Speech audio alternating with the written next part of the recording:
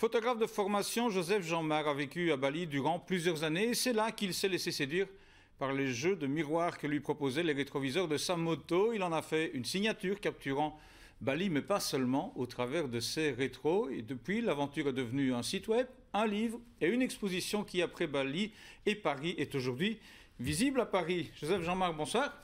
Bonsoir. Ça résume l'affaire, cette histoire de jeu de miroir avec les rétros de votre scooter à Bali? Ça résume très bien. Alors, vous êtes à Bali, vous y arrivez il y a quelques années, vous y restez plusieurs années, Oui. et puis vous partez, on va en voir des images, subitement sur des clichés intégrant le rétroviseur de votre scooter. Ça naît comment? Je pense que c'est un rendez-vous qui est venu pile poil au bon moment Mhm. et qui m'a permis d'avoir cette idée de voir à travers le miroir alors que pourtant ce n'était que le reflet, intégrer le reflet à la réalité. Alors, on en voit quelques photos, notamment celle-ci où on voit le bateau de Jack Sparrow, pour ceux qui se souviennent du film.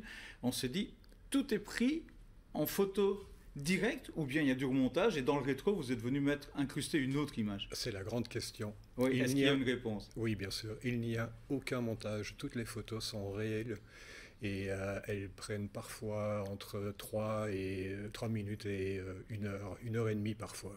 Pour composer, pour bien tourner le rétro, pour attendre l'opportunité, le passant, pour... Voilà, exactement. Ou trouver aussi l'arrière qui sera intéressant à intégrer dans l'avant.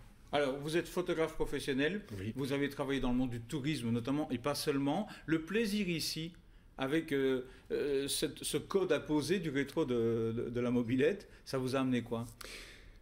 Le plaisir d'arriver à un projet le plus intime et le plus personnel, vraiment. Et de connaître beaucoup de personnes, de faire beaucoup de rencontres, et de m'apercevoir qu'en fait, quand on a une bonne idée, il faut vraiment aller jusqu'au bout, même si le prix à payer est très cher parfois, mais à refaire, je le refais tout autant.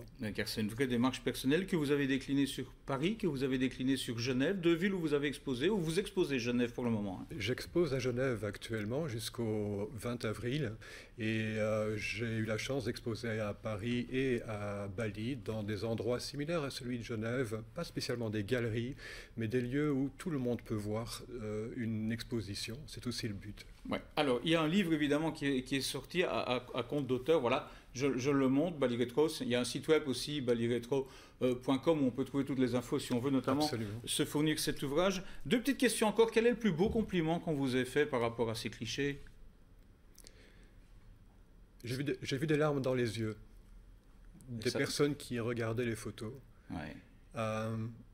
J'ai vu de belles personnes regarder les photos et ce qui m'intéresse, c'est de faire vibrer autant que je vibre quand je réalise ces photos et quand je les expose. On l'aura bien compris. La suite, c'est toujours les photos de rétro, toujours Bali Retro, c'est le nom du concept finalement. C'est le nom du concept, on ne connaît pas l'avenir, mais si je peux continuer à poursuivre ce projet, je le ferai parce qu'il me tient vraiment à cœur. Merci Joseph Jean-Marc d'être venu nous en parler de cet ouvrage et de cette expo à Genève. Si vous allez du côté de la Suisse, faites-y un détour. Sinon, il y a le web, comme je vous le disais, et cet ouvrage que je vous ai montré. Merci, belle fin de soirée à vous. On ouvre maintenant